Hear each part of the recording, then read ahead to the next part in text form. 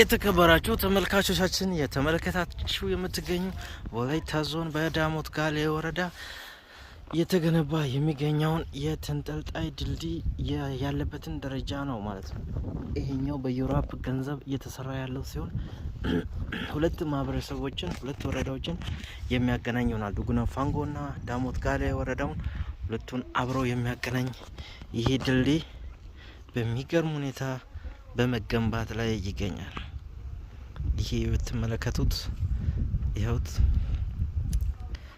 በቢያንስ ከ400 ሜትር በላይ ርዝማኔ የሚገኘው ይህ ድልድይ ህብረተሰቦችን በማገናኘት ጉልህ ሚና ይጫወታል ተብሎ ይጠበቃል።